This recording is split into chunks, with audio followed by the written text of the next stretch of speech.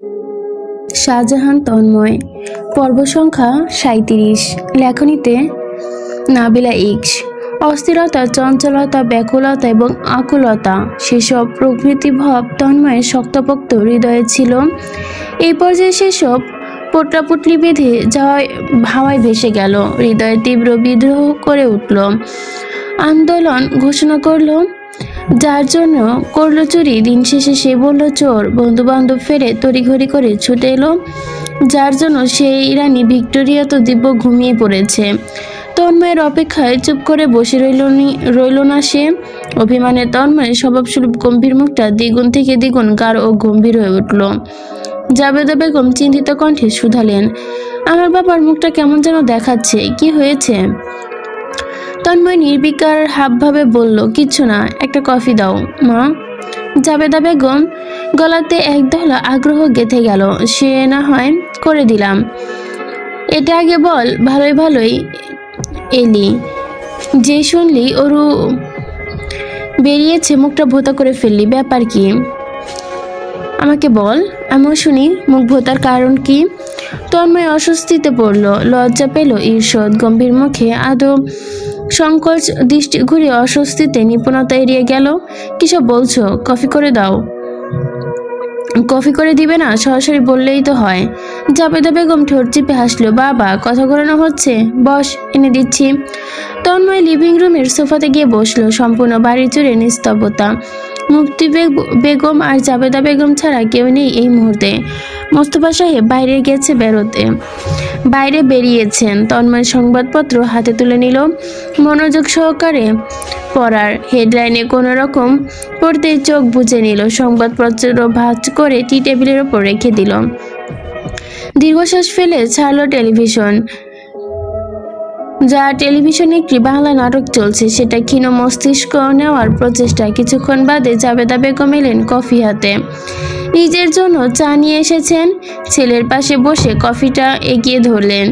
তন্ময় নিজে পুনরায় টিভি পর্দায় দৃষ্টি ফেলল।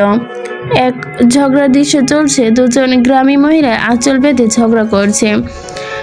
ভাস এবং চেঁচামেচি শুনে তন্ময় স্তব্ধ, বিমূঢ়। সে চ্যানেল পরিবর্তন করতে চাইলে জাবেদা বেগম বাদ সাধেন। আগ্রহী চোখে চেয়ে বলেন, দেখ কিভাবে ঝগড়া করছে, ঝগড়া এক একটা কথা পয়েন্টে পয়েন্টে। তন্ময় বাকরুদ্ধ হয়ে পড়ল, আশ্চর্য, এই ঝগড়ার কথা পয়েন্টে পয়েন্টে হলে কি আমি দেখব নাকি? জাবেদা বেগম বিরক্ত মুখে বুঝলেন, ঝগড়া করা একটা আর্ট, শিখে রাখা ভালো, কাজে দেবে ভবিষ্যতে। তন্ময় রিজার্ভ দিয়ে উঠে দাঁড়ালো। জাবেদা বেগম নিচে থেকে দ্বিগুণ উচ্চতার ছেলেকে টেনে বসিয়ে দিলেন। উৎসাহ নিয়ে বললেন, দেখ না একটু। তন্ময় অজ্ঞত উদাস নয়নে ফের দৃষ্টি ফেরালো টেলিভিশনের পর্দায়। কফিতে ঠোঁট বসাতে বসাতে মস্তিষ্ক অন্য ভাবনায় বিভোর। এ যাত্রায় মুফতি বেগম আসলেন। তিনি এসে ভীষণ আগ্রহ নিয়ে জিজ্ঞেস করলেন, কি হয়েছে? অমনি জাবেদা বেগম তাকে টেনে পাশে বসিয়ে দিলেন। টেলিভিশনের পর্দায় চলতে থাকা ঝগড়া দেখাতেই ব্যস্ত হলেন। মুফতি বেগমও অতিমাত্রায় আগ্রহ ভরা নয়নে বসলেন। দেখে দেখে মন্তব্য করলেন। সে সুযোগে সদ্ব্যবহার করলো তন্ময়। আলগোছে উঠে পড়লো, তড়িৎ পায়ে সিঁড়ি বেয়ে ওপরে উঠে গেল। নিজ রুমে ফিরে ঝটপট আগামীকাল গুরুত্বপূর্ণ অফিসের কাগজপত্র সহ ল্যাপটপ হাতে তুলে দিয়ে এগুলো বারান্দা দেখে দরজায় বসলো আরামদায়ক ভঙ্গিতে। উরুতে ল্যাপটপ রেখে কফি খেতে খেতে ব্যস্ত হলো কাজে। কাজকর্মে মনোযোগ হতেই ভুলে বসলো রানী ভিক্টোরিয়া ওরুকে, যিনি ধেই ধেই করে ঘুরে বেরিয়েছে। ঘড়ির কাঁটা এখন 11:20। আসমানে এমন সময় গুরুত্বপূর্ণ দুর্দশা। কালো মেঘে আচ্ছন্ন পরিপূর্ণ আকাশ। ঢাকঢোল পিটিয়ে মেঘেরা গর্জন করছে। চাঁদের কোনো হদিস নেই। উদাসীন বৃষ্টি নামবে ভাব। গাড়ির ধ্বনি কর্ণকুহরে এলো। ফিরছে হয়তো সকলে। তন্ময় উঠল না, নাক ফোলালো। ধ্যানমগ্নে কাজে ডুবলো পুনরায়। মিনিট চারেকের মাথায় দরজায় করাঘাত পড়লো। পরপর ঢুকলো অরুর মাথা। তন্ময় মাথা তুললো না ল্যাপটপের স্ক্রিন হতে। না সে ফিরে চাইলো। ওরু ছোট্ট করে আসলাম বিড়বিড়িয়ে জানালো। এতে তন্ময় বিন্দুমাত্র প্রতিক্রিয়া দেখালো না। সে নিজের মতোই কাজ করে গেল। ওরু ছোট ছোট পদচারণে বারান্দায় এলো। মাথায় ঝুঁকিয়ে দেখলো কর্মরত তন্ময়কে। তন্ময়ের গম্ভীর আগ্রহীন হাবভাবে অরুর মিনিট খানেক চুপচাপ দাঁড়িয়ে রইল। শুধালো, তন্ময় ভাই কি করেন? তন্ময় নিরুদ্বেগ নির্লিপ্ত ঈর্ষধ্বনি তুলে ল্যাপটপের কিবোর্ড চেপে বলল, প্রয়োজন অনুভব করলাম না দৃষ্টি তুলে তাকানোর। অরু আশ্চর্যের সপ্তম পর্যায়, চোখ মুখ ভোতা হলো, অভিমানে স্নিগ্ধ জোগাড় আঁখি দুটি। কথা বলছেন না কেন? দিন শেষে তন্ময় দুর্বল অরুর প্রতি, ওর সামনে যে অসহায়, চেয়েও দীর্ঘশ্বাস এড়াতে পারল না এই মেয়েকে। বিধাতা তাকে এতটা শক্ত হৃদয় দেয়নি। এ যাত্রায় ল্যাপটপের স্ক্রিনে দৃষ্টি রেখে গম্ভীর কণ্ঠে বলল, দেখছিস না কি করছি? অরু বুকের ভেতরটা দূর দূর করে কাঁপলো, তির করে কাঁপছে ওষ্ঠ। কিছু যেন বলতে চায়, অভিমানের হৃদয় উত্তপ্ত হয়ে উঠল। এক চিত্তে চেয়ে তন্ময়ের মুখপানে ঝুমঝুমিয়ে বর্ষণ নামে তক্ষণি। ওর অন্যমনস্ক ভঙ্গিতে বাইরে তাকায়। বৃষ্টিতে দৃষ্টি পড়তে ভেতরটা ধক করে ওঠে। সাদের ঘটিত এক একটা দৃশ্য ফিল্মের মতোই দু চোখের পাতায় ভাসে। ক্ষণিকের অভিমান অদৃশ্য হয়ে যায়। দৃষ্টি ফিরিয়ে আর চোখে তন্ময়ের পানে চাইতে দৃষ্টিতে দৃষ্টি মেলে তন্ময় গুনে গুনে মিনিট খানেক ধরে দেখছে তরুর লাজুক মুখশ্রী। বৃষ্টির পানে চেয়ে রক্তিম হয়ে আসা ওর গাল দুটো সে নিমিষে উপভোগ করছে। দৃষ্টিতে দৃষ্টি মিলতে তন্ময়ের শরীর জুড়ে উত্তাপ। দৃষ্টি নিবর নীরবতা ভেঙে বলল, ঘুরতে গিয়েছিলি? ওর ধীরে সুস্থে দুইবার মাথা দুলিয়ে বোঝায়, গিয়েছিলাম। তন্ময় নির্বিকার ভঙ্গিতে বলল, ঘুরে ফেরা হয়েছে, এখন গিয়ে শুয়ে পড়। ওর চুপচাপ দাঁড়িয়ে মুখটা চুপসানো শীতস্থ ভঙ্গিতে প্রশ্ন করলো, আপনি কি আমার ওপর রেগে গেছেন? তন্ময় কাঠখড় জবাব, না। ওরও যেন পাকাপোক্তভাবে স্বীকারোক্তি পেল। বিড়বিড়িয়ে বলল, আমি কি করলাম? আমার ওপর রাগ করার কারণ কি? রাগটা আমার করা উচিত। তন্ময় শুনেও শুনল না। কাগজপত্র ল্যাপটপ হাতে উঠে দাঁড়ালো, বড় বড় পায়ে বেডরুমে চলে এলো। আশানুরূপ তার পিছু পিছু আবছায়া অনুভব করতে পারছে না পেরে আর চোখে পেছনে চেয়ে অরুকে বারান্দায় দাঁড়িয়ে আছে দেখলো। এক চিত্তে বৃষ্টি দেখছে। তন্ময় সে দৃষ্টি দেখে থমকালো। হৃদয় অশান্ত বৃষ্টি নরম হলো। ঢোক গিলে অনুভব করলো ভেতরে স্রোতের ন্যায় তার ছোট্ট ছোট্ট এক চিলতে অভিমান রইল না। পা জোড়া নিজ মোতাবেক কাজ করে বসলো। ধীর সুস্থে এগোতে বারান্দার দিকে থমকে গেল ঠিক অরুর পিছনে। অরু গ্রিলের ফাঁক ফোকর বাঁধা হতেই হাত বাইরে দিয়ে রেখেছে। বৃষ্টির জল ছুঁয়ে দিচ্ছে কোমল হাতে, ফর্সা চিকন হাতটা দিয়ে। সেই দৃশ্য দেখে বেশ ভালোই লাগছিল তন্ময়ের। আনমনে নিজের হাতটা বাড়ালো ঠিক ওই অরুর হাতের নিচে। আর চোখে দেখলো এহেন কাণ্ডে অরু হাসছে। মিষ্টি মিষ্টি হাসিটুকু ওর ভালো লাগা কি সুন্দরভাবে জাহির করছে। অরুকে দেখতে নিজের অনুভব করলো তার হাতে আরেকটি হাতে স্পষ্ট। তড়িৎ সেই দৃষ্টি ফেলে অরুর ছোট্ট হাতটা তার বৃহৎ হাতে মুষ্টিবদ্ধ যত্ন সহকারে পড়ে আছে। মুহূর্তে ঈর্ষদ হাসি খেলে গেল তার ওষ্ঠ জুড়ে। অরু এক চিত্তে বৃষ্টি দেখতে থাকলো। তার বৃষ্টি উপভোগ করছে তার প্রেয়সীতে নিবদ্ধ হাত সহকারে। বর্ষাকাল পেরোলো আশ্বিন ভাদ্র, চলছে অগ্রহায়ণ মাস, হেমন্ত ঋতুর কাল। আজ বুধবার। গত 2 মাস ধরে তন্ময় কাজ সূত্রে ব্যস্ত। সকাল 7টায় বেরিয়ে পড়েছে, রাত 11টায়, এমনকি মাঝে মধ্যে 12টায় 6। আজ শুক্রবার ব্যতীত বাসায় থাকে না আজকাল। কাল আবার কাজ সূত্রে বেরোতে হবে চট্টগ্রামের উদ্দেশ্যে। 2 দিনে থাকা লাগবে সেখানে। আজই তার ম্যানেজার হোটেল বুকিং করে রেখেছে। কাল সকাল সকাল রওনা হবে। সেই সূত্র ধরেই আজ অফিস হতে তাড়াতাড়ি বেরোনো হয়েছে। তখন ঘড়ির কাঁটা ঘুরেছে 7টায়। গাড়িটা সবেমাত্র তাদের এলাকায় ঢুকেছিল। ওই সময় কর্ণে প্রবেশ করে ছোট্টখাটো ডাক, গলার স্বর পরিচিত। আয়নের কণ্ঠ চিনতে অসুবিধা হলো না তন্ময়। জানালার কাজটা খোলা ছিল কিশ্চিত। এতেই দেখতে পেল আয়নের অবায়ক। সবেমাত্র দুগাল জুড়ে দাড়ি গোফ ওঠা শুরু হয়েছে। বাচ্চা বাচ্চা হাবভাবটা আর নেই। আয়ন ঝুঁকে হাসি মুখে আবদার করে, ভাই 1 কাপ চা খাওয়া হবে? ছেলেটার কণ্ঠে অগাধ পরিবর্তন এসেছে। তন্ময় একচিতে কিছুক্ষণ আয়নের মুখমণ্ডল দেখে। সেই মুহূর্তে তার দু চোখের পাতায় ভেসে ওঠে বোনের কান্নারত মুখশ্রী। ছোট বোনের কান্নার কারণ আর তার সামনে উপস্থিত এই ছেলেটাই। এই জন্যই তো দিনরাত কেঁদে কেটে বেড়ায়, যন্ত্রণায় প্রায়শই ছটফট করে। যা হুটহাট করে তীব্র নজর দেখা দেয়। ভাবনা চিনতে অদেখা হিসেব নিকেশ কষে অবশেষে তন্ময় ঠোঁটে ঠোঁট টিপে থমথমে মুখে মাথা দোলায়। গাড়িটা একপাশে রেখে বেরিয়ে আসে চা পানের দোকানের অদূরে। দুজনে ধীরে সুস্থে হেঁটে সেখানে পৌঁছে পাশাপাশি বসে। আয়ন এক ফাঁকে উঠে দাঁড়িয়ে দুটো চায়ের অর্ডার দিয়ে আসে। দেবার এক ফাঁকে সুধায়, ভাইয়া সুগার কেমন? তন্ময়ের শর্টকাট জবাব, উইদাউট সুগার। চায়ের অর্ডার দিয়ে এসে মাঝে সামান্য দূরত্ব রেখে পুনরায় তন্ময়ের পাশে বসে আয়ন। দুজনের তালু ক্রমান্বয়ে প্যান্টে পকেটে ডলতে থাকে। ছোট ছোট ঢোক গিলে এই কাজকর্ম খুবই নার্ভাসনেস লক্ষণ। তন্ময় বুঝতে বাকি রয় না এই ছেলেটি ঠিক কি নিয়ে কথা বলবে। তবে সে কুলু পেটে থাকে। গম্ভীর মুখটা দ্বিগুণ গম্ভীর রূপে ভারী করে রাখে। সে দেখতে চায় ও সাহস কত, বুকের পাটা কত। আজ তার পরীক্ষা নেবে সে। কোন জাদু মন্ত্র ছুঁড়ে পাগল করলো তার আদরের বোনটাকে? না তো তাকে যে কোনো মূল্যে জানতে হবে। আয়ন এদিক ওদিক চেয়ে নিজেকে ধাতস্থ করলো। খানিকটা চুপ থেকে নীরবতা ভঙ্গিতে অপ্রস্তুতভাবে শুধালো, ভাই আপনার দিনকাল কেমন যাচ্ছে? তন্ময় নির্বিকার, আলহামদুলিল্লাহ। বলো তোমার পড়াশোনা কেমন চলছে? আয়ন জোরপূর্বক সামান্য হাসির প্রচেষ্টা করলো, ভালো। সামনে ফাইনাল, মন দিয়ে পড়াশোনা করতে চাচ্ছি কিন্তু পারছি না। তন্ময় উদাস কণ্ঠে ও উচ্চারণ করলো। একবারই আর জিজ্ঞেস করলো না কেন পারছে না বা আশায় বিকাশ। আয়নের সুগাতে গ পর্যন্ত গিয়েও অপরিচিত আয়ন বাক্রুদ্ধ হয়ে পড়লো। হাঁসফাঁস করে বেচারা চুপসে গেল।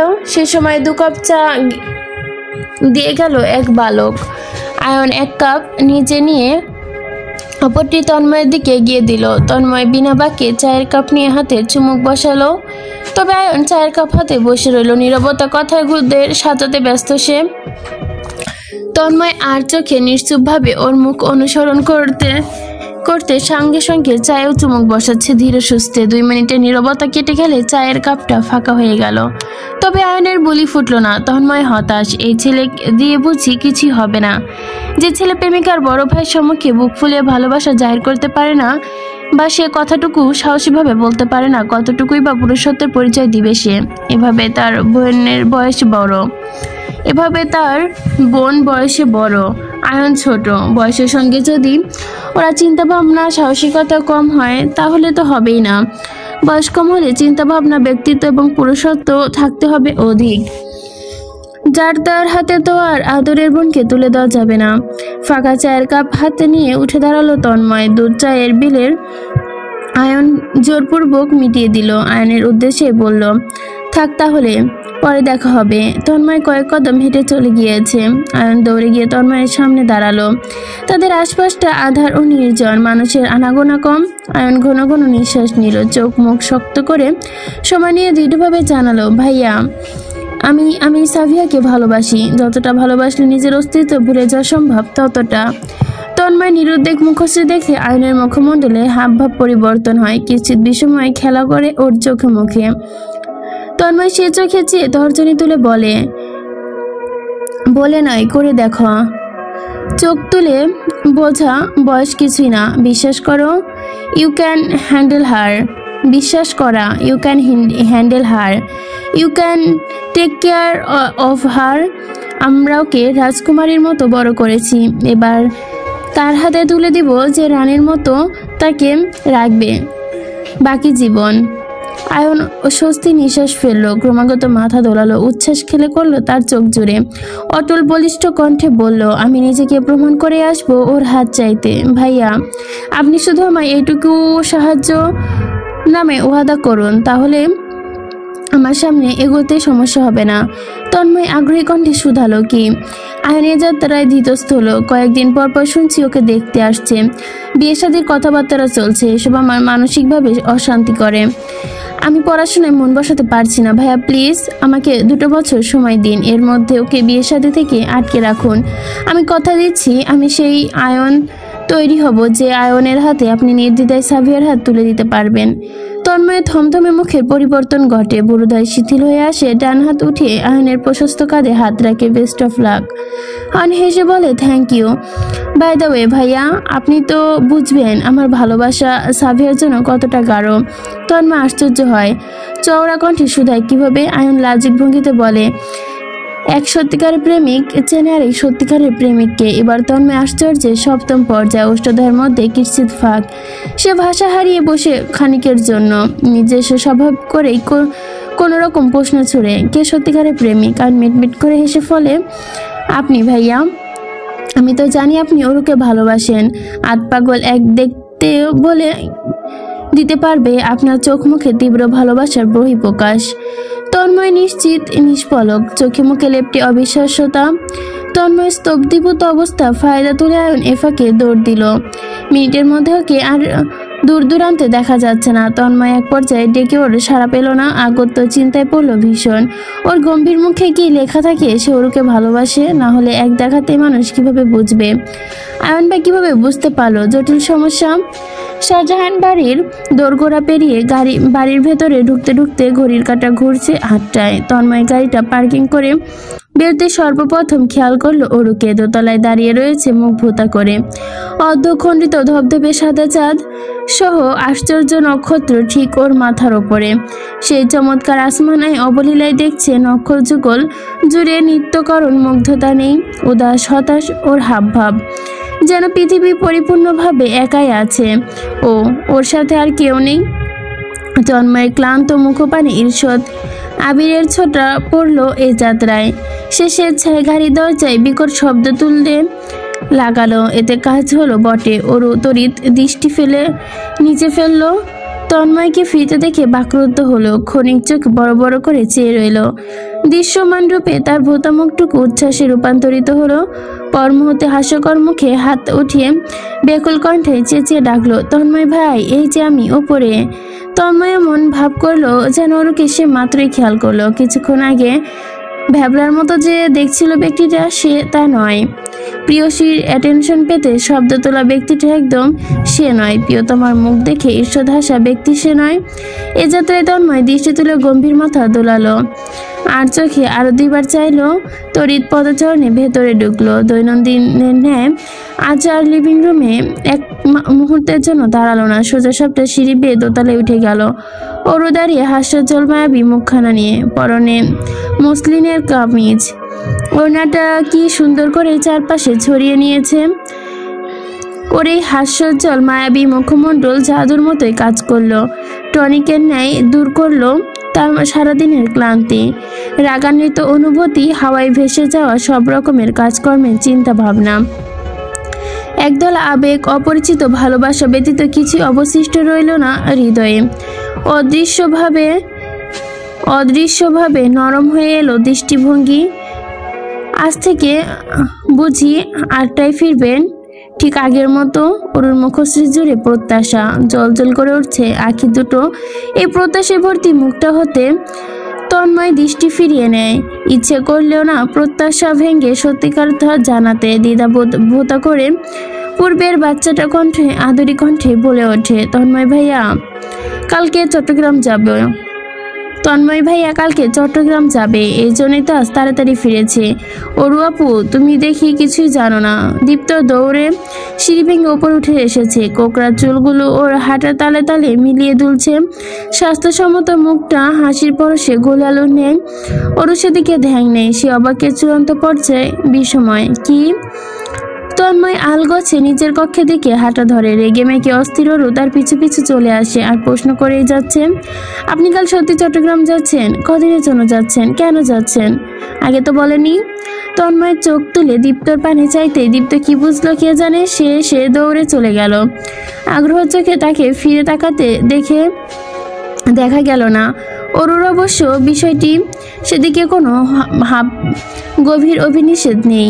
সে তখনও একাধারে প্রশ্ন করতে ব্যস্ত, তন্ময় ধৈর্য সহকারে অমিনেশে শুনতে ব্যস্ত তার প্রেয়সীর অভিযোগগুলো।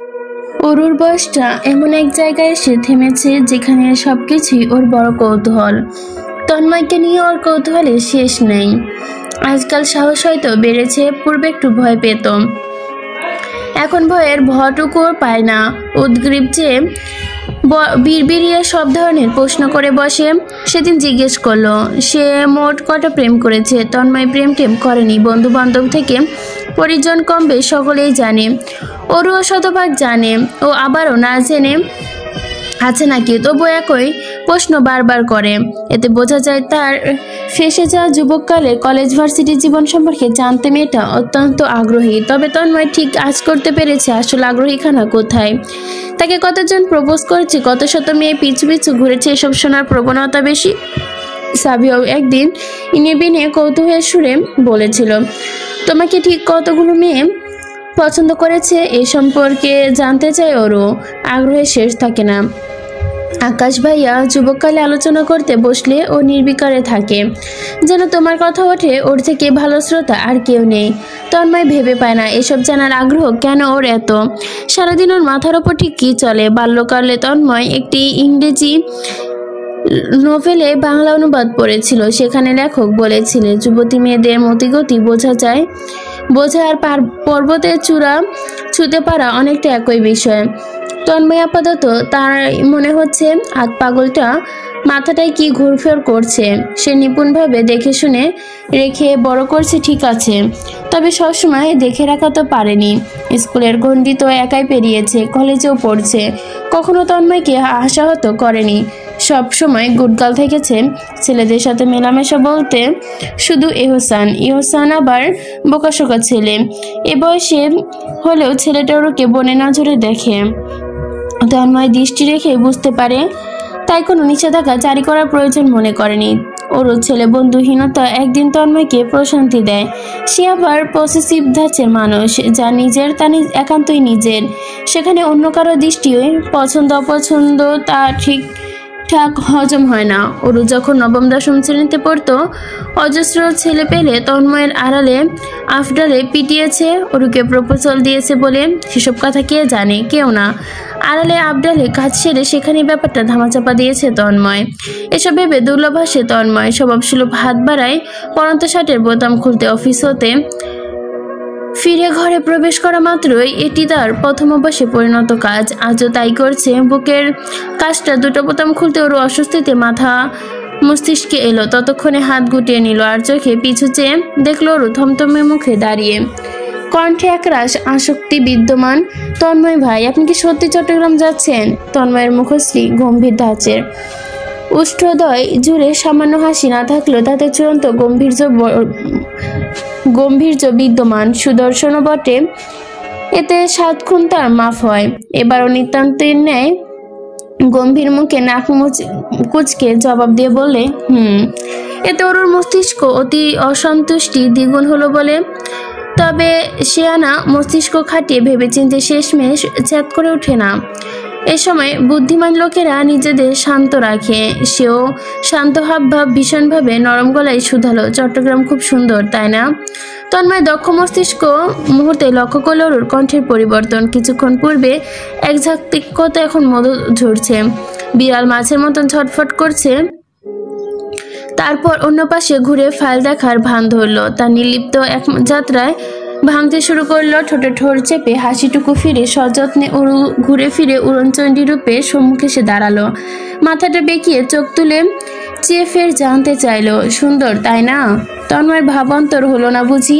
সে নির্বিকারে চূড়ান্ত পর্যায়ে গিয়ে এবারও চোখ ছোট করে বলল, অরুলতা অশ্লীলতা মোটো দমানো গেল না। আমি কখনো চাইনি। একটু গিয়ে ঘুরে আসতে পারলে মন্দ হতো না তাই না? তন্ময় ভুরুদয় কুচকে বসলো। মস্তিষ্কের বাতি জ্বলল যেন এই মুহূর্তে। সে এই মুহূর্ত খেয়াল করলো ওরু আকার ইঙ্গিতে কোন নদীতে ছুটে চলেছে। এ বিষয়ে কোন নদীর মাঝে নজর ফেলেছে তা কিঞ্চিৎ আন্দাজ করতে পেরেছে সে। তন্ময় স্বস্তির গলায় কোনো মতে বলল, ওর চোখ মুখে প্রত্যাশা। ভেবেছিল এবার ঘুরে আসবো, ভাবছিলাম একবার ঘুরে আসবো কি। ওর নিপুণ দৃষ্টি ফেললে চটপট ভঙ্গিতে শুধালো, আপনার সঙ্গে আমায় নিবেন? তন্ময় বাকরুদ্ধ চমকিতে চোখে চাইল। হৃৎপিণ্ডের উথাল পাথাল সমুদ্রের ন্যায় কয়েক দফায় বাড়লো, পরপর শান্ত হলো। পরন্ত নদী, স্থির নদীর মতো। ওর ভোলা ভোলা সরল মুখখানি দৃষ্টি রেখে প্রশ্ন ছুড়ল, কি বললি? ওর খানিকটা গুটিয়ে এলো। সঙ্গে সঙ্গে সঙ্গে নিতেন যদি। অরু হেলে দোলে হলো না। সঙ্গে গিয়ে একটু ঘুরবো। তন্ময় বিরক্ত হওয়ার প্রয়াস করলো, চোখে মুখে গাম্ভীর্য আনতে চেয়েও পারল না। আমি কি ঘুরতে যাচ্ছি? ওর কণ্ঠ মিনমিনে শোনালো। আপনি কি সারাদিন কাজ করবেন? যতক্ষণ করবেন ততক্ষণ আমি হোটেলে থাকবো। আপনি ফিরে এলে না হয় একটু ঘুরবো।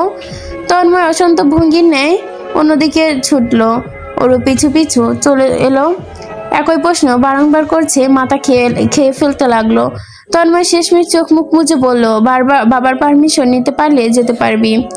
ওরও নিভু নিভু চোখে উজ্জ্বল হয়ে উঠল। উত্তেজনা ধরফড়িয়ে ওঠে বুকের ভেতরটা। অবিশ্বাস্য গলায় বলল, সত্যি চাচ্চু পারমিশন পেলে যেতে পারবো? পরে আবার অস্বীকার করে বসবেন না তো তন্ময় ভাই? আমি এক্ষুনি যাচ্ছি, চাচ্চুর পারমিশন এক্ষুনি চটকুনি মেরে আনছি, এটা আমার কাছে কোনো ব্যাপারই না। ওরু এক ধরে বেরিয়ে এলো। তন্ময়ের বুক চিরে দীর্ঘশ্বাস পেল। বিছানায় গা ঘেঁষে বসলো। নিজ ভাবনায় বিভোর হলো। ওরুকে নেয়া কি ঠিক হবে? পাংচুয়াল কোনো টুইস্ট না হয়ে যায় আবার। সে আজকাল আবার নিজেকে ভরসা করতে পারে না। যতটুকু সম্ভব দূরত্ব বজায় রাখছে ওরুর সঙ্গে। একত্রে নিরিবিলি সময় কাটানোর হাবভাব সাহস পাবে না সে। কথায় আছে, নিষিদ্ধ জিনিসের প্রতি আকর্ষণ বেশি, বিপরীত চরিত্রের প্রতি মহব্বত দ্বিগুণ হবে। আর তার বেলায় দুটো খাপে খাপ মিলে গেছে। আশ্চর্য। মোস্তফা সাহেব মাত্রই ফিরেছেন অফিস থেকে। তার আবার আজকাল কাজের চাপ। নতুন শিপমেন্ট এসেছে গোডাউনে। সব কাজ নিজে আর ম্যানেজার অ্যাসিস্ট্যান্ট দিয়ে করানো যায়, নিজেকেও খাটতে হয়। ক্লান্তিতে দিন শেষে বাড়ি ফিরে লিভিং রুমে বসেছে। জাবেদা বেগম ঠান্ডা লেবুর শরবত হাতে নিয়ে এলেন। ডেকে গ্লাস ধরিয়ে দিয়ে বললেন, ফ্রেশ হয়ে নাও, ভালো লাগবে। মোস্তফা সাহেব উদাসীন গলায় বলল, তা না হয় নিলাম নয় নেব।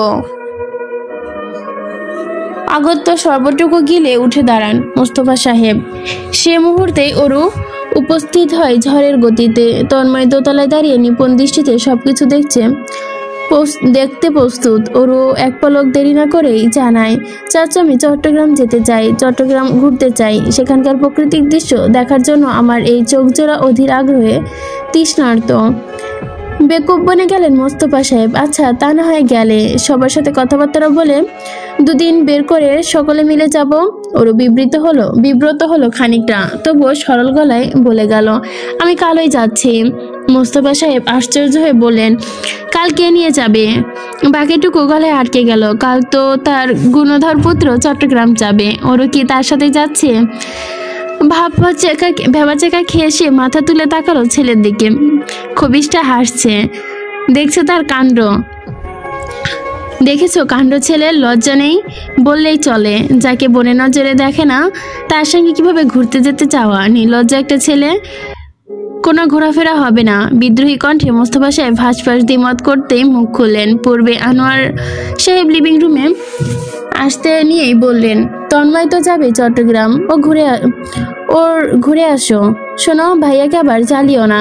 কাজ করে ফ্রি হয়ে ঘুরতে নেবে। সে পর্যন্ত ভদ্রভাবে থাকবে, যা বলে শুনবে। পারমিশন পেয়ে ওর হৃদয় আনন্দে উচ্ছ্বাসে পরিপূর্ণ। অন্যদিকে মোস্তফা সাহেব ভোতা মুখে ছেলের দুর্বদ্ধ হাসি কোনোরকম সহ্য করলেন। এই ছেলে, তোমার সাথে কথা আছে, বাগানে আসো। চাঁদবিহীন মেঘহীন আধারে আসমানের ওপরে জমিনের সবুজ শীতল ঘাস, চারপাশে অহরহ ফুলে লালিত। বাগানে দাঁড়িয়ে বাল্বের সাদা আলোতে নিজের গম্ভীর্য মুখে প্রদর্শন করেন মোস্তফা সাহেব। থমথমে গলায় ছেলেকে উদ্দেশ্য করে বলেন, বাবা আমার, বসুন, একটুখানি সুখে দুঃখের আলাপ করি। তার কাঠিন্যতা তন্ময় দেখল না। অবুজের মতন মাথা দোলালো। একজন ভদ্রসভ্য সন্তানের ন্যায় পার্শ্ববর্তী চেয়ারে বসলো। নয়ন যুগলের দৃষ্টি অদরে নিক্ষেপ করা। ছেলের মুখপানে কড়া দৃষ্টি ফেলে মোস্তফা সাহেব অসন্তোষযোগ গলায় শুধালেন, কিছু বলার নেই। তন্ময় নির্বোধ সাজলো। বাবার চোখে চোখ রেখে পরিপক্ক নাটকীয় ভান ধরে বলল, মস্তিষ্ক আমায় অসচল না হলে যতটুকু মনে আসে আমি তোমাকে ডেকে আনিনি, বরঞ্চ তুমি আমায় ইশারা করে ডেকে এনেছো। কি বলবে বলো, কাজ আছে। মোস্তফা সাহেব মুখে গম্ভীর্যতা লেপে বললেন, কাজ কি? ব্যাগপত্র গুছিয়ে চট্টগ্রাম যাওয়া? তন্ময় অবলীলায় বলল, বলল, নাকি চট্টগ্রাম না গিয়ে কক্সবাজার যাব, সেখানে থেকে না হয় সেন্ট মার্টিন। মোস্তফা সাহেব বুকের ভেতর ধরফর করে উঠল, উচ্চকণ্ঠে ধমকের সুরে ডাকলো, তন্ময়। তন্ময় নিজ মনে জিভায় কামড় দিল, বেশি হয়ে গেল। সে তো লেগ পুল করছিল মাত্র, এতটা সিরিয়াসলি হয়ে যাবে ভাবেনি। নদীতে নৌকা ঘোরানোর মতো নিজের কথায় ঘুরিয়ে ফেললো সে। সেদিন অনিকেত আঙ্কেলের সাথে দেখা হলো, দেখে বোঝার উপায় নেই ভদ্রলোক 50-এর ঘর পেরিয়েছে বয়সে, এখনো ইয়াং। মায়ের সাথে কথায় জিজ্ঞেস করলো, এখনকার ছবি দেখতে চাইলো। চোখ মুখে তার স্নেহ লুকিয়েছিল। আহারে বেচারা। মোস্তফা সাহেবের মস্তিষ্ক ছেলের অদেখা দাড়ি টানতে চাইলো, ভুলে বসলো পূর্বে চিন্তা ভাবনা, তর্ক বিতর্কে। তন্ময় যে নদীতে নিল, সে নদীতেই ডুবে হাঁসফাঁস করছে তিনি। তুমি দেখিয়েছিলে ছবি? খবরদার আমার স্ত্রীর ছবি ওই শয়তানটাকে দেখাবে না। নাকি দেখিয়েছ? নাম্বার টাম্বার চেয়েছিল নাকি? হারামজাদা ফিরল কবে প্যারিস থেকে? ফিরেওনের স্ত্রীকে ভালো মন্দ জানতে চাচ্ছে, নির্লজ্জ। তন্ময় আতকের ভান ধরে চমকে এলো, আমি তো মায়ের নাম্বার দিয়ে দিয়েছি। মোস্তফা সাহেব একলাফে দাঁড়িয়ে পড়লেন, আঙ্গুল তুলে ছেলেকে শাসালেন। 1 মিনিটে অপচয় না করে তড়িৎ পায়ে ছুটলেন বাড়ির ভেতরে। বাগানে বসে থাকা তন্ময়ের কর্ণে প্রবেশ করছে তার উচ্চকণ্ঠ, জাবেদা তোমার ফোন কই? দেখি ওইটা, আমাকে এক্ষুনি দাও। তন্ময় দু চোখের পাতা বুঝে কপালে হাত চেপে শব্দহীন হাসলো, হাসির তালে কাঁপলো বুক। একচোটে হেসে মেলে তাকাতেই অপ্রস্তুত হলো, হাসিটুকু আলগোছে গিলে নিল মুহূর্তেই। বিচলিত চমকিতে 7ম পর্যায়ে পৌঁছে গেল। ওরু দাঁড়িয়ে, কখন এলো মেয়েটা? ওরু বড় বড় চোখে চেয়ে শুধালো, এইমাত্র আপনি হাসছিলেন তন্ময় ভাই, আপনি কি যথার্থ দেখেছি? আমার এই চোখ কি ভুল দেখেছে?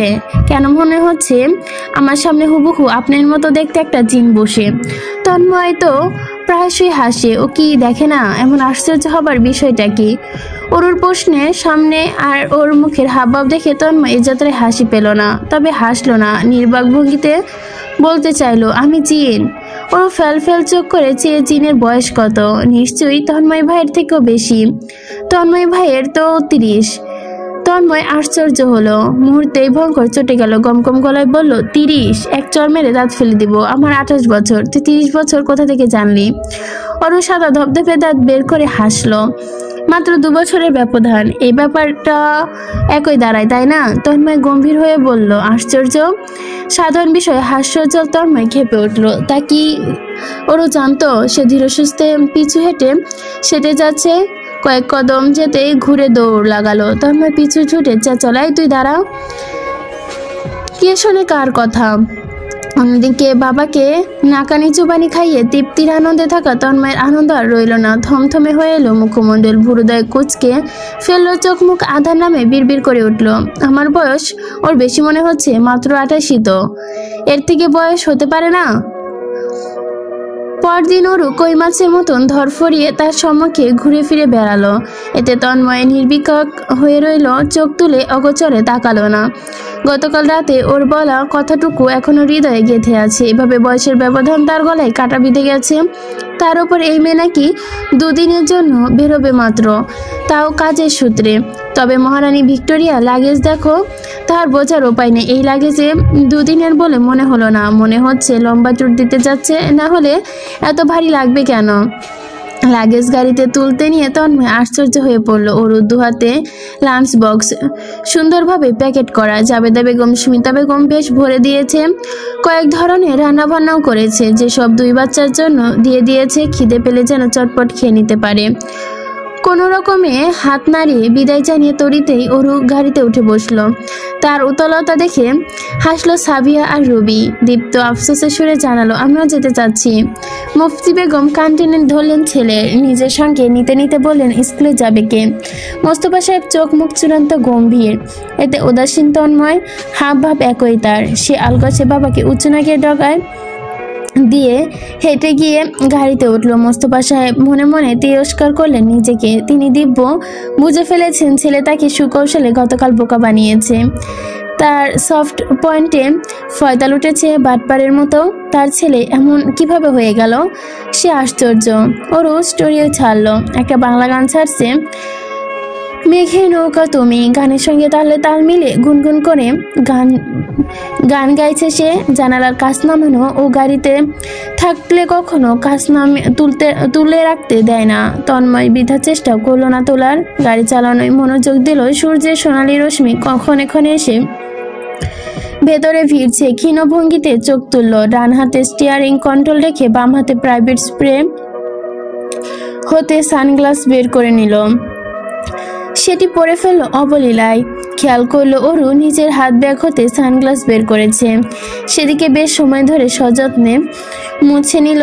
পরে দুইবার আড়ালে হাবভাব চাইল। তা দিব্য না তাকে তন্ময় অনুভব করলো এভাবে তো সে অ্যাক্সিডেন্ট করে বসবে। সে কি ভুল করলো গাড়ি এনে? প্লেনের টিকিট কাটলে বুঝি ভালো হতো। চেয়েছিল মস্তিষ্ক পরিপূর্ণরূপে রাস্তায় থাকে না। মস্তিষ্কের অর্ধেক পার্শ্ববর্তী সিটে বসা অরু আর অর্ধেক রাস্তাতে। এরপর অ্যাক্সিডেন্ট করে রুহ থাকবে অরুতে আর শরীর থাকবে রাস্তাতে। নিজেকে তিরস্কার করে ধ্যানমগ্ন হলো গাড়িতে। কিন্তু তাতে মনোযোগী হতে দিল না অরু। অরু তার কনস্টেশনে বুড়ো আঙ্গুল দেখিয়ে হাস্যোজ্জ্বল কণ্ঠে বলল, তন্ময় ভাই, সুমন আঙ্কেল এলো না যে? তিনি যাবেন না? আপনারা প্রত্যেক বিজনেস ট্যুরে উনি সঙ্গে জানতো, দেখতাম। তন্ময় মুখে কুলু পেটে থাকলো। এখন সে তো আর নির্লজ্জের মতো মুখ ফুটে বলতে পারবে না তুই সঙ্গে যাবি বলে সুমনকে পাঠিয়ে দিয়েছি রাতেই। অরু দমকালো না, প্রবল আগ্রহে ফের শোধালো। তন্ময় শুভ্র কুচকে এ যাত্রায় বলল, আগে চলে গেছে, কাজ ছিল এখানে। ওর আফসোসের সুরে বলল, সঙ্গে গেলে মজা হতো। তন্ময় বিরক্ত হলো বটে, কি মজা হতো? আরে গল্প গুজব হতো, হাসি মজা হতো। আঙ্কেল ভারী মজার মানুষ, আমার তাকে বেশ লাগে। তন্ময় নিজ মনে আওড়ালো, আর আমি কি মজার মানুষ নই? তন্ময়ের কণ্ঠে অসন্তুষ্টি ঝরে ঝরে পড়ছে। তাহলে বাসায় গিয়ে দিয়ে আসি। যাওয়ার প্রয়োজন নেই। অরু অবাকের চূড়ান্ত পর্যায়ে। সে তো কথার কথা বলছিল। সে তো কথাবার্তা চালানো সামান্য প্রচেষ্টা চালাচ্ছে, নিজে তো কথাবার্তা বলছে না। গুরু গম্ভীর মুখে বসে আছে। অরু প্রথমে আগ বাড়িয়ে তাকে পানি বাড়িয়েছে, তাতেও পানি ঢালছে। ভেঙচি কেটে ওর অন্য পাশে ফিরে রইল। কথাই বলবে না সে আর। তবে সেই প্রতিজ্ঞা বেশিক্ষণ টিকল না। ক্ষণিকের মধ্যে পুনরায় মাথা ঘুরিয়ে আনর্গল কথা বলতে থাকলো। একদম কথা না বলে থাকতে পারে না সে। পাশে নিজের মানুষটি থাকলে তো প্রশ্নই ওঠে না।